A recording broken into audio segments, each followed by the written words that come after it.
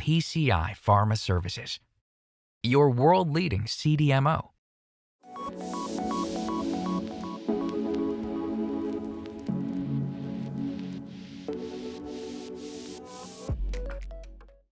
Hello, everybody. Thank you so much for joining us today. Today, we'll be talking about navigating global trade complexities in pharma, tariffs, VAT, and free trade zones explained.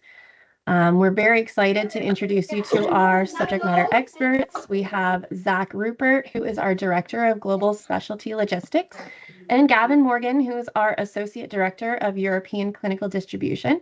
And they will both share their insights and understandings in managing of tariffs, value-added tax, and free trade zones in the life sciences sector.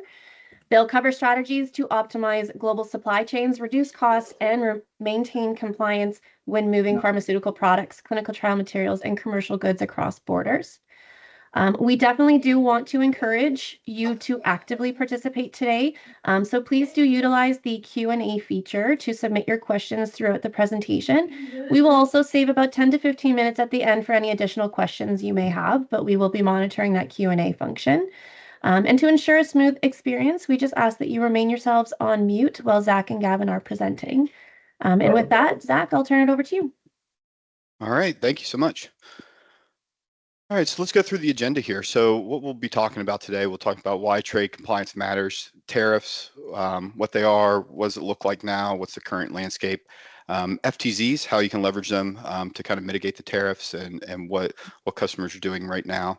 And then I'll pass it over to Gavin to talk about VAT relief and postponement, key supply chains considerations, and then we'll walk through some Q&A.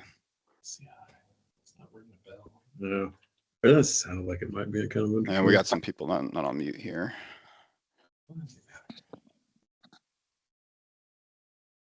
All right. So why trade compliance matters?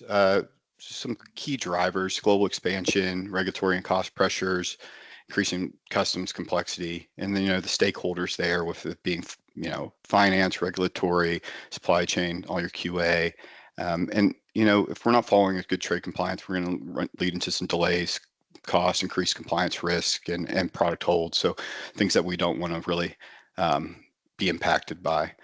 But what the most exciting thing is to talk about here, and the newest updates has been tariffs and foreign trade zones. So I'm going to go through a little bit of details here of what's changed and what's new on the horizon. So U.S. tariffs. So this grid here kind of shows the highlights of what's going on from a tariff perspective when it comes to everything from a pharmaceutical medicine type of import. When you see here, China, for example, they're at a 30% tariff rate. There was a 20% implemented on March 6th. An additional 10% has been added for all imports, no matter what the HTS code is used. And that gives us to the 30%. There isn't a reciprocal tariff out there that has been paused. It wasn't affecting things that are in Annex 2, and I'll get into that a little bit later, but that has been delayed until November. When you're looking at Canada and Mexico, it's at 35% and 30% for anything coming out of those countries. But that is, if you cannot file under USMCA. So if you can file under USMCA, prove that your materials have taken place of some sort of origin within North America, you won't have to be subject to this percent of tariff. Looking at the other ones here, rest of the world, the 67 other countries that are called out in the Annex 1, I'll go through that here in a minute, and the European Union. There's been a lot of talk about it, trade deals going on with the European Union right now, talked about 15% as that cap of what the tariff would be. But right now, that still doesn't apply to anything under an HTS heading of this number here, which that is really all things related to clinical trials. So it's something to note there. But I'll go through that a little bit more in detail here on the next couple slides. So what I referenced here in the previous slide with the Annex 1, the 67 countries, based on the executive order, there's going to be different reciprocal tariff rates adjusted for anything that's being imported from these countries. Now, if it is a pharmaceutical tariff code, any HTS code, those are typically your 304 codes, 302 codes. They do not fall under this kind of jurisdiction, so they're exempt. So this is the new tariffs that just came out in August, where they're saying the adjusted of what the percentage are. There's a long list of it, about 67 countries. This is a little snippet of it, but it really just calls out what that rate would be, and it would apply to like most of your normal kind of imports, but obviously there is some exception to that. When we look at the new Annex 2 that's tied to the same executive order, it calls out what's included and what's not included for each country. So this is a little snippet here of it. It calls out some verbiage here that talks about goods that aren't included in that tariff, and it talks about headings 9003.0130 through 33. If you look at 9903.0132, this is included in an exception, and that typically involves everything we're doing from a clinical trials perspective from imports. So when you're seeing this, looking up at the HTS code, you'll see the description and the modifier here, and it calls out a subdivision of that code. So again, when you're making your invoice and you're using one of these subdivision codes I'm about to go to, it won't have any duty tied to it for those countries, those rest of world countries, if that's even anything but China, Canada, Mexico at this point in time. So what is included per the U.S. government under this code, right? So this is what subdivision 5.3 kind of talks about here. It talks about what codes aren't included, won't apply from a tariff perspective. And this is just a small snippet. There's a lot of codes on there that call out what's being used. So when you're creating your customs invoice and using a code coming into the US from a country where it seems to have a tariff rate applied to it, or does it qualify or does it not from that rest of world tariff, it would be under these codes. So if you're importing something under, like, let's just use 304.32, for example, you wouldn't have a tariff applied to it because it is an exempt code. And when you look back a little further, so when this first came out in April about the Annex 1 and Annex 2 about countries that are going to have reciprocal tariffs, and then countries that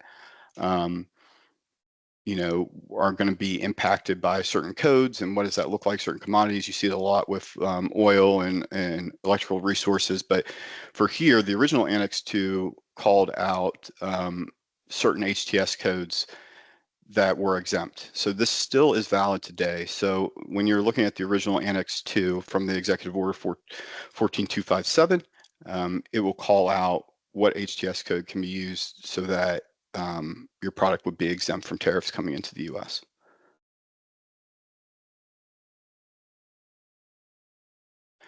The other thought of bringing things into the US is under a prototype exemption. Prototype exemptions have been out there for a long time.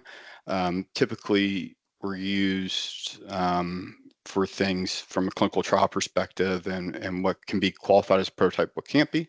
You're seeing a lot of this from being products brought in from China, for example, that have an origin of China. They can be brought in as a prototype, which would bring them in without a tariff cost to them. So really there's no process change for this. It's typically just a part of the importation with the broker. The commercial invoice needs to be updated with the HTS code, and note that it's going to be imported under 9817 here, this code here, which calls out that it's a prototype. The importer then gives clearance instructions to the broker to import it as a prototype, call it out in the end use letter and other documents that are related. But then it's pretty straightforward, in which you won't be applied any tariff to that if it qualifies. US Customs also has this little guide here of, can you consider your product a prototype or not? If you can follow these quick questions around through, it gives you a good guide if you'll be approved from a prototype perspective or not. A little bit different record keeping there from a prototype perspective, but it's been very successful for bringing things in to avoid tariff. So with that all being said, what's coming next? So in April 14th, obviously there's been an investigation put out there to look into pharmaceutical products and how they're going to be tariffed in the future. This investigation can take up to 270 days. So it's due January 9th of 2026. Once that's completed, additional tariffs can be implemented on those HTS codes that were talked about for Annex 2. It's been talked that there will be a standard rate for them. Certain countries would be higher than lower, but it's really speculation at this point. And this could also impact people using the prototype exemption. So it hasn't been clear of exactly what's been targeting. As you know, the tariff landscape's changing day by day, but this is probably the next big update that will impact anything from a pharmaceutical end. Then we'll go on and talk about FTZs. So foreign trade zones is another popular avenue to go through to bring things into the country without getting that tariff impacted right upon entry. Obviously, FDA jurisdiction still applies for anything going into the FTZ.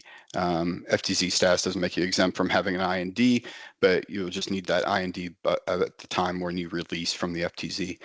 It can be stored, packaged, labeled, and manufactured in an FTZ, and it's a nice move to do if, say, you're packaging and labeling all in the U.S. under an FTZ, but then you're shipping drug out of the country. You wouldn't have to actually hit U.S. commerce at that point in time, so you can move it out of the country without any taxes being applied to it.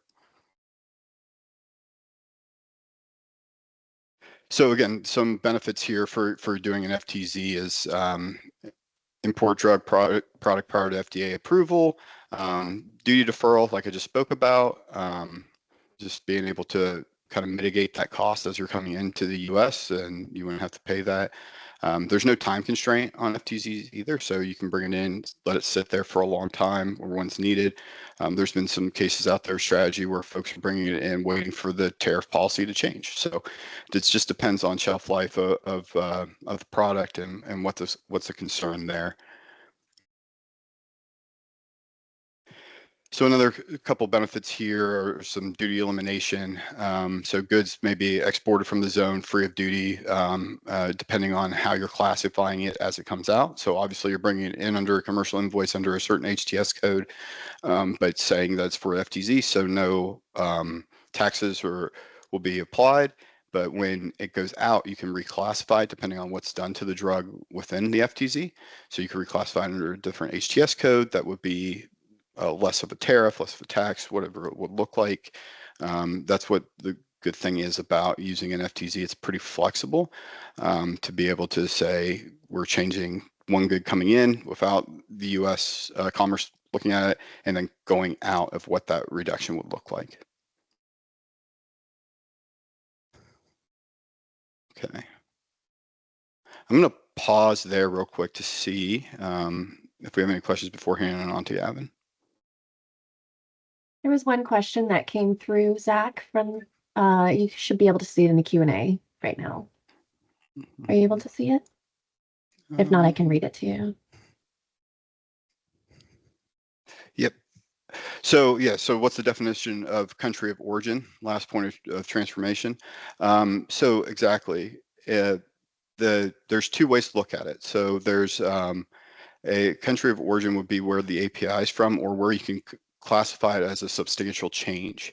So for example, if you had product being made in India, the API is being made in India, it originates out in India, but then you are actually having it tableted or formulated into drug product in Germany, you can technically claim origin as Germany in that. So that's typically how it works.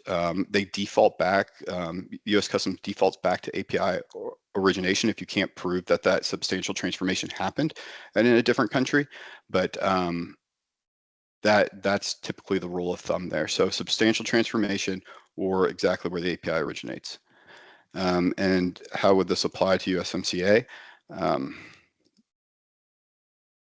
So there's a part of, so when you fill out the USMCA form, so where a manufacturer in Canada may receive API from China, it all takes place of how you can classify it. There's certain subsections on the USMCA form of how much of the processing happened in Canada.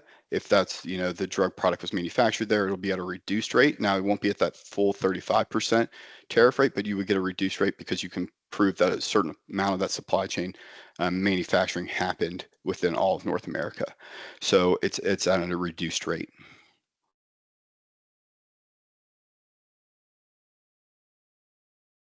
Okay. There was a few more there. There was one that said, oh, sorry, where can we find a list of FTZs in the US? And then there's another one. How does FTZs get applied if some material gets exported, but another part remains in the US? Okay, so yeah, so where can we find a list of FTZs in the US? So I can provide a link to it. There's a common website for it. I don't have it off the top of my head, but of where you can search anything from an FTZ or where it's look at and what their license is capable of. So I can provide that after the call. How does FTZ get applied if some material gets exported, but another part remains in the US? So again, if you're going to export it out, all you have to do is fill out the certain FTZ forms with your broker that's saying it's being released, and they'll file that with customs. So anything that you're going to say you're sending most of that supply to the UK after that, you're going to fill out the same shipment, go out. You're just notifying the FDA that it's going out of the country, so they won't have to put anything from a customs perspective on that from a charge of a tariff. Anything that remains in the U.S. is another FTZ transaction, right? That will be released and goes through U.S. Commerce, and that's what will be applied the tax to. So it's two transactions out of the FTZ. One to be moved out of the country where there be no taxes or tariff applied, and then the one that gets released into the U.S. Would go through that same customs process, but then charged whatever tariff would be applied to it at that point in time.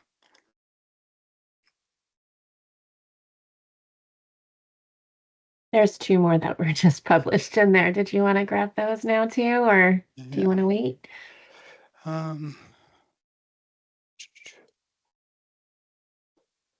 Let's just see. Sorry, I'm just refreshing the thing. I'm sorry, did you want me to read it to you? Yes, no. So could the prototype work for non-pharmaceutical products if I bring intermediates used for a new product under development? You can. It just depends on the material itself. It goes back to, can it be considered a prototype or not? Typically, what I would do in that scenario is write it up as it would be under as a prototype, and then have your broker check to make sure that would make sense as it goes through. We have seen that before, bringing intermediates in. Used for new product under development. It just really depends on what exactly it's for. So, and what that end use would be plays a lot into that. And then for and stats apply to importations of API, IP into an FTZ. So Matthew's questions here, please advise how privileged foreign status would apply to importations of API, IP into an FTZ. That one I will reach out to you separately because it's a little bit longer of an explanation there. So I will send you some notes on that one. Okay. These are some great questions. If you want, we can keep going and get back to some of these at the end. Yeah, that sounds good. Okay, perfect. Okay, so thanks, Zach. Thanks everybody for the great questions. So I guess moving on now from Zach's piece, which is obviously very US focused with regards to the duties, the tariffs, the FTZ, etc.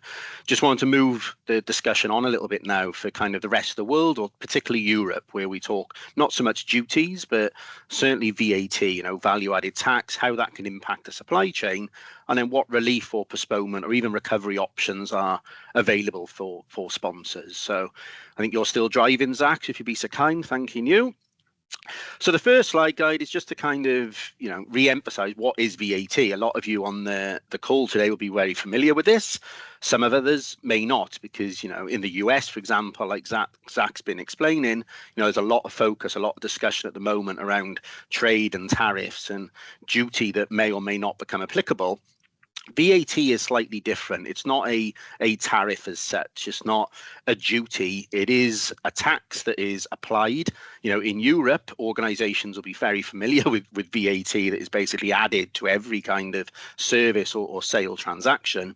For supply chain, the biggest impact, I guess, or where it really can, come to the forefront is at time of import. An import VAT is determined from the commodity code or the harmonized tariff schedule that we've talked about, because it's the HTS code that will dictate what that VAT will be. So depending on the value of a shipment, it'll determine the value of what that VAT. And the VAT rating can vary, especially within the 27 EU member states, and then obviously including the UK on top of that.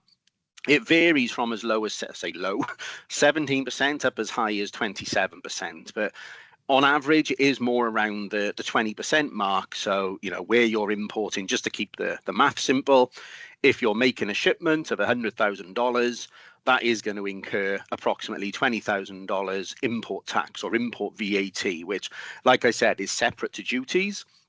The commodity codes that Zach was mentioning earlier on the US annex and things that at the moment are exempt from duty, globally, and the rules regarding, which are driven by the World Trade Organization, the WTO, have always ensured that pharmaceutical product is duty free. But unfortunately, that is separate to import tax, like I said. If the importer is importing material and they're selling taxable goods, so they're making a taxable contribution, the chances are the importer, certainly if they're a European entity, they're going to be tax registered or VAT registered. But we also see instances where a non-European, a US-based sponsor may require to be VAT registered. But, and it is a big but, I wouldn't say that is common practice. So any of you on the call today that are based outside of Europe, and you may be moving material into Europe, don't be alarmed if you think, well, hang on, my organization doesn't hold a VAT registration. We haven't got an entity in that country. That doesn't impact the ability of what gets referred to as a non-established taxable person or a foreign entity as being able to reclaim that VAT as the owner of the goods. But like I just touched on, with that $100,000 scenario, a $20,000 VAT bill isn't to be scoffed at. Yes, you can get it back. But, I'd be lying if I said you'd get it back straight away. It can be a timely process. Different sponsors will schedule their VAT recoveries differently throughout a financial year. It could take 6, it could take 9 months for that money to be paid back to them. So, the $20,000 value may not be a real example. We see material being imported up in the hundreds of thousands or the millions of dollars. So then you really are talking of a huge cash flow impact of when that VAT goes out of your business and when you will potentially get it back. So the next few slides, I'm just going to touch on some areas of, potential, don't want to call it VAT avoidance, but possibilities of deferring or VAT relief options that CDMOs or local businesses may be able to offer you. So if we go on, Zach, and I will talk about those mitigating procedures. One of them, and we've done previous sessions on this, and some of you I see on the attendees will be already utilizing this, is a customs or bonded warehouse. Some organizations have the ability to offer what's referred to as IPR, inward processing relief. There's a goods for test customs procedure code for that, clinical trial supplies, or at least the IMP qualifies for. And then finally, postponed VAT accounting. You may hear organizations refer to PVA. So I'm just going to touch on that at a high level, just so you can get some ideas and, kind of the questions that you could be asking organizations in your supply chain. Do they have any of these opportunities? Do they have these service offerings? Because, don't just assume you're going to pay the VAT. You may well do, but it's always worth asking the question if there is a scenario that could help alleviate that. So thanks, Zach. So the first slide, I'm going to touch on customs warehouse and IPR. Like I mentioned, we have had different sessions on customs warehouses, lots of literature around it. So happy to pick that up separately with anybody who's particularly interested. But mindful of time, just at a high level, it's very similar in some way of what Zach was explaining regarding FTZ, where product can be imported and, an organization can receive that material as an international import and not have to worry about any of those taxes or duties that typically would be incurred. So we'll up the stakes and we'll assume there's $1 million shipment being imported. That's going to incur a $200,000 on average tax bill. Importing into a customs warehouse postpones that $200,000 having to be paid. What would happen, similar to an FTZ, eventually that product is going to leave that organization. It could be shipped to investigator sites. It could be shipped on to another manufacturing site. It could be re-exported to a third country, So when that material leaves that customs warehouse, at that point, that is when potentially local taxes become applicable if it remains in that country and there's not a VAT relief process, or it's been re-exported, in which case that local tax that was applicable in that importing country are bypassed. So like I said, the customs warehouse is something that we are seeing more and more organizations and certainly CDMOs like ourselves doing. So always ask the question, I guess, if you are importing and you're seeing on proposals is import taxes applicable, is there the opportunity to utilize a customs warehouse? Going on from that with inward processing relief, similar kind of rule as far as no taxes being incurred or no duties being incurred. The difference being is these are always re-exported typically. They're material where they come in. It could be bulk product, it could be API, it could be anything basically. But if it is coming in for reprocessing, it's coming into an organization for production activities. It's not just coming in and being re-exported without any processing. And that processing could be relabeling, it could be a full kit design, whatever it may be. But if it is being processed, organizations have the ability of utilizing IPR. And similar to the customs warehouse, what happens in that instance, duties or taxes are suspended on import. If that package or that produced material then is supplied locally, then we can discuss the VAT implications. If it's re-exported, then great. But IPR is something that has got some strict rules around it regarding how long the material is going to be in that organization before it's re-exported. Like I said, is it going to be re-exported? You can't use it as a substitution for a customs warehouse. Like I said, you couldn't bring bulk material and utilize inward processing if you don't process it. I guess the clue is in the name. But these are two kind of service offerings that, like I said, lots of CDMOs now offer. So it's it's good information to have, I guess, to ask people that are involved in your supply chain is are either of these two solutions something that could be utilized? Thanks, Zach. So then the next two, one of them particularly is attractive, and we do see a lot of sponsors that we support now utilizing this, certainly where the clinical trials material or the IMP is going to be used locally within that importing country. And that's something that's referred to as goods for test. So that is a customs procedure code that isn't the same as a customs warehouse where VAT could be deferred. It's truly a VAT relief process. So material that's being imported that qualifies for testing or analysis, which clinical trial supplies do, you have the ability of clearing it through customs, utilizing the goods for test customs procedure code. And as it says on this slide, it just clarifies, that 20% or whatever the VAT rating may be, never becomes applicable. What I would say, guys, on that goods for test, clinical trial supplies do qualify for it.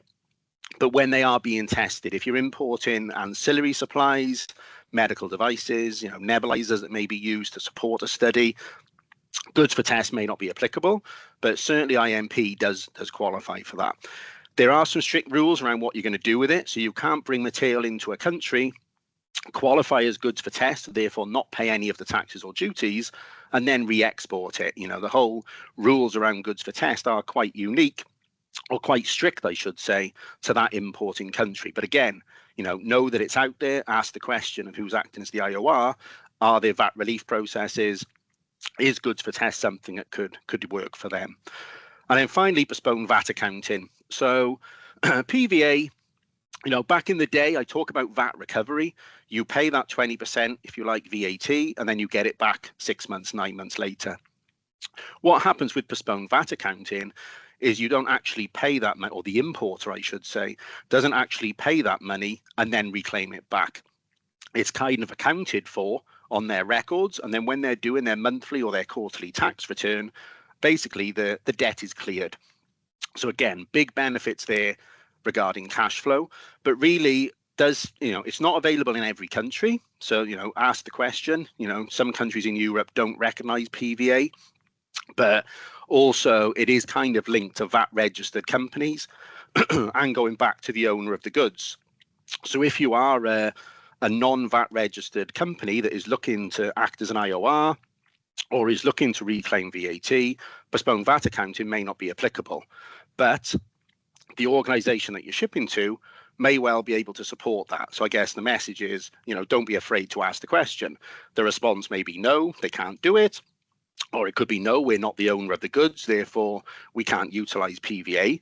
But anybody that holds a VAT registration, could be exploring the possibility, because like I said, the biggest benefit is the cost saving from a cash flow perspective. You're not outlaying that 20% to then get it back. So obviously something that does become beneficial, certainly for those high value shipments that maybe get a move globally. I'm thinking countries like the Republic of Ireland, Australia is one where we see IORs using their equivalent of PVA. But like I said, it's not something that is applicable everywhere around the world. But hopefully those 4 examples, of customs warehouse, inward processing relief as service offerings, and then maybe goods for test as a customs procedure code, and PVA, ways of alleviating that outlay of the import tax. Okay. So when we talk about the supply chain, just wrapping up, I guess, before we go into some more of the Q&As, know your supply chain and consider the VAT. Don't just assume that the VAT process in one country is going to be the same in the other. Zach talked a lot around the HTS codes. It's key that you've got those right. When we talk about the 3006, which tends to be used for a lot of the clinical trial supplies, make sure you use those. Back in the day, we used to see placebo products be categorized differently. Well, if you do that, there's a risk they are going to incur duties. So it's key, going back to those WTA rules and the current guidance regarding exemption, that you are listing product under those pharmaceutical codes, making sure your paperwork's correct, goes without saying, the temperature control. I wouldn't necessarily say, ship to a country because it's great for VAT recovery or VAT relief. A lot of these things regarding VAT relief processes, like I mentioned with goods for test, or even companies that are doing postponed VAT accounting, you don't really want to be seen as importing into a country purely as a tax avoidance. Sometimes your hands can be tied in clinical, as we all know, with regards to your clinical trial applications, who you're listing as the site of importation, at least, certainly within the European Union. So if you're having a CTA that one organization in one country is acting as the site of EU importation, you can't then ship to another EU country because they have a more attractive tax process. So, make sure you've mapped all that out. Who's going to be the importer of record? Who's going to pay the VAT? What Incoterms are needed? Are you going to recover it? If you are, when are you going to trigger those reclaims? All of the kind of things that we've been talking about, really are becoming key considerations now with regards to the supply chain. And then finally, the FTZ that Zach mentioned, if you can leverage it, absolutely do. If you're bringing product into the US that isn't going to incur duties, isn't going to incur taxes, great. Why utilize the FTZ? With the ever-changing landscape regarding tariffs and different agreements, it is something that we're seeing utilized more and more. And the customs warehouse, if you're working with organizations that offer a customs warehouse, don't just default to using it. The value of the shipment may not necessarily warrant it, or the material could be going into a customs warehouse and going somewhere else where there's going to be a high tax implication. So don't just necessarily say, right, I'm shipping to this organization, I'm going to default to an FTZ. I'm shipping to this organization, right, they've got a customs warehouse, let's do it. Look at the shipment values, look at where the end destination is of the product, and work with your clinical supply guys, work with your CDMOs to map out what is the most suitable supply chain, considering the tax implications, because it can become a nasty surprise sometimes, especially with these high value shipments. Okay.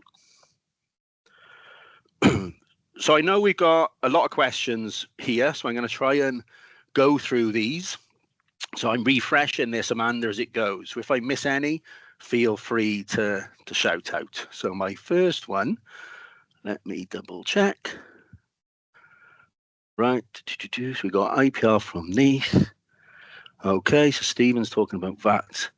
So recording of the webinar, I assume that's a yes. So we will make sure that is. Then we'll go, the VAT reparation process timing, has it improved? I'd say it has, certainly, but it does vary. As Stephen, you've mentioned here, several years ago, it was more than 6 months. I'd be lying if it was less than that now. I would say 6 months is good, but what we see organizations do is you don't have to reclaim for a shipment as soon as it's happened. So look at how many shipments you're going to make. Is it worth doing it quarterly? Because one VAT reclaim can cover multiple shipments into that territory. Or the opposite, it's a high value shipment. You want to get the clock ticking as soon as possible, as soon as it's imported and you have the relevant entry documents, then yeah, submit that application, because 6 months, I would say, is a good timeline, I guess. We do see it being closer to 9 months in some jurisdictions, but we are seeing it coming back down. Another question here regarding inward processing relief. If materials imported onto IPR, sent to investigator sites, majority supply is exported from the country, is there a penalty? Is there a penalty? You would have to pay, the material that could be shipped to investigator sites within that country, is going to be not so much a penalty as such, but when you release that material from your IPR, or the company releases it from their IPR regime, the portion that they release is going to become taxable. If an organization was doing that all of the time, I'm sure it wouldn't be long before the local authority, the tax authorities, potentially remove their ability to utilize IPR. So it does tend to be more often used for material that is going to be re-exported, as opposed to something that's going to come in, delay VAT, which is more of the customs warehouse. IPR really is material that's going to be imported, processed, and then re-exported. And auxiliary IMPs qualify for goods for test. It's a great question there by Neil regarding, co-meds. We asked this question, certainly in the UK, to the UK tax authorities regarding goods for test. Does a comparator product, does a commercial drug truly qualify as goods for test, where you're not testing that product in inverted commas, but you are using that product as part of the clinical trial supply? If you were bringing it in and not relabeling it, it was literally coming in as a commercial product and then being shipped in its original commercial packaging with no additional labeling, no clinical trial linkage, I think it would be more difficult then to qualify as goods for test, because it's a true, off the shelf, over the counter medicine. If that comparator product or that co-med is being labeled up, as a NIMP or something for that clinical trial, then we have had examples where we utilize goods for test in that scenario. A question for PCI. A PCI UK offer a PVA. If it's material, Bernard, that we own, and we're bringing something in for our own use, we could be bringing something in for our packaging suites, then PVA, or they could be temperature monitors, argument's sake, then yeah, PVA is something that we do. But PVA really is in line with the company that would have been doing the VAT reclaim. So if we don't own the material, then we're not able to reclaim the VAT. So therefore, postponed VAT accounting doesn't become applicable for PCI in the UK, whereas in some other countries, Australia, for example, the equivalent of PVA is something that can be utilised. You mentioned here, Jess, regarding the owner of the goods to use PVA in the Republic of Ireland. The Irish Revenue and Customs, and this may change, so don't hold me to it, because the Republic of Ireland is part of the European Union. In theory, the same rule applies. Only the owner of the goods can reclaim the tax or can utilize PVA. When organizations, if they can satisfy Irish Revenue and Customs that the reason that they're bringing product in is for the nature of their taxable business, then they can be granted the ability of utilizing PVA. You couldn't do it if you were bringing material, again, kind of a tax avoidance or a backdoor entry into the European Union. A company couldn't bring it into the Republic of Ireland, utilize PVA, and it just ships straight back on to France, Germany, Belgium, wherever. Whereas if the product is remaining in Ireland for a period of time, it's going through its QP release, there's going to be storage and distribution activities. So basically, the importer can satisfy Irish Revenue and Customs that they're bringing the material in for the nature of their taxable business. Then there is a little bit of wiggle room regarding owner of goods. An organization wouldn't take legal ownership of it, but from the tax authorities, they're satisfied with that thing. But that is quite different to the other EU member states. So, and it isn't too dissimilar to what UK companies were able to do many years ago. But then the HMRC in the UK kind of got quite strict and nailed down on that regarding product ownership. So whether that could change in the future in Ireland, I wouldn't be surprised. Kimberly has asked regarding HTS codes. I would, who's responsible for defining that? Sponsor, IOR, CRO. There's lots of people involved in that supply chain. I guess the cheat answer, Kimberly, is all of the above. The importer of record is the ultimate person that needs to agree to that HTS code. but also the company that is making the shipment, they should be familiar. They may work with the sponsor to get some, C of A's, CFCs. There may be questions around the product itself, certainly with some of the, cell and gene type material. But really, between the shipper and the IOR, they're the organizations that would finalize the HTS.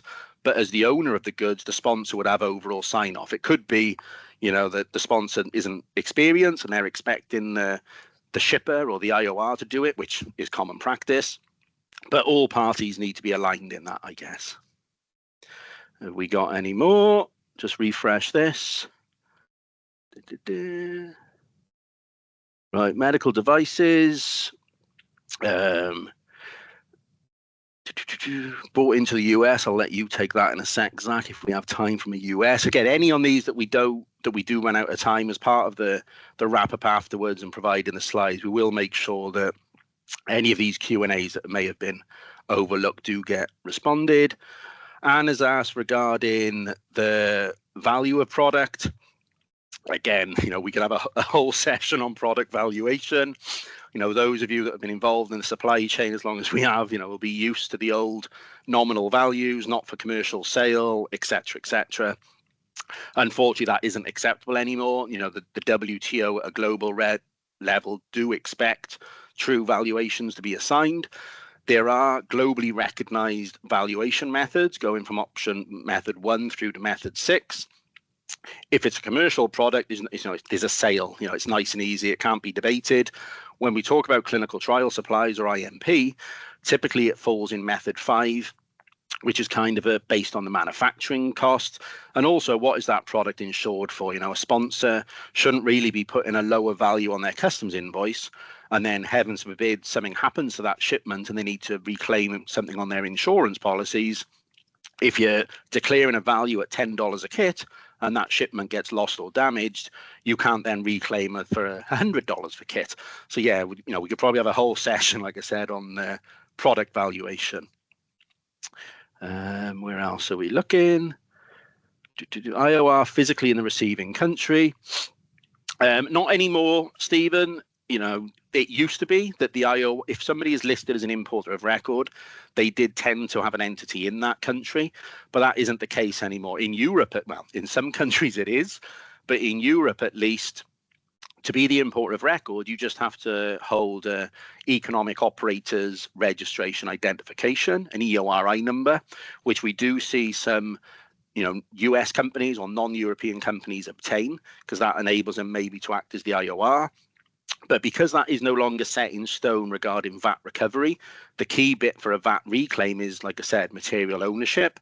So we do see sponsors now have their CDMO, have PCI or whoever act as the importer of record, and they can still reclaim the VAT as the owner of the goods. But again, that isn't the same globally. Certainly in countries where there may be import licenses or the IOR is tied with a regulatory approval, then absolutely it does tend to be an in-country business that acts as the IOR. But in Europe, you certainly have that flexibility. I think we've got a few more with only a few minutes left on the thing. Zach, I don't know if you're monitoring the Q&A, mate, but there's a couple there regarding where did I see US approved product, medical devices. Is there anything like that you can touch on? Yeah, there's a couple of these I can touch on. Go back to, and so she asked, would filled vials imported to U.S. for secondary packaging, labeling, distribution in U.S. be subject to the new import tariffs? The answer is yes, but it would just depend on the HTS code used and what country it's coming from. Again, so if it was coming from China, it would be 30% no matter what HTS code would be used. But then if you're bringing it from another country that has a certain reciprocal tariff on that Annex 1 right now, if it's being used as a HTS code that's under that exempt list, then it wouldn't have any tariffs applied to it. Thank you, mate. And have you got the one there, Zach, of Hassan? Any difference in tariffs and medical devices, specifically if they're commercially approved for APAC and EU, but being brought into the US for clinical trial use only? This just goes back to if that HTS code is exempt or not. Some of the medical device ones are, some of them aren't. So it just depends on how you classify that. So I would take a look at those HTS codes and see if your device actually fits into one of those, that would be the best way to go about it for that. Yeah, excellent. And then I'll jump back in. Nude's question, if the US biopharma outsource drug product manufacturing to their CMO in the UK, would, PCI example, customs warehouse help the CMO? The customs warehouse, unfortunately or fortunately, is linked to an actual organization and their facilities. So if a third party, if another CMO was bringing material into the UK, then somebody like PCI's customs warehouse wouldn't be able to support. The customs warehouse is a physical, it's a status or issue to an organization. So that organization has to take receipt of the material. So if a CMO was importing material to their organization, a third party customs warehouse wouldn't be beneficial. If the product originated in the UK at CMO, then there is no import tax. They're moving it to another CDMO for secondary packaging or storage and distribution. There is no import implication. But a customs warehouse is, the company who's utilizing a customs warehouse has to be the company that physically imports that material. Okay. I know, again, I'm not sure how we do with time, Amanda, but I know there's a few questions we probably haven't got to. I'm trying to refresh the Q&A and go back and forth. So we may need to, reply separately, but we will certainly make sure that all of the questions posted get a detailed response. Absolutely. And I just want to say thank you all very much for your amazing engagement. This is exactly why we do these webinars. So we really do appreciate you joining us and passing along your questions. Those of you that we didn't get to, we do apologize. We do try to keep these kind of short and sweet to respect your time, but we will definitely get back to you on those questions.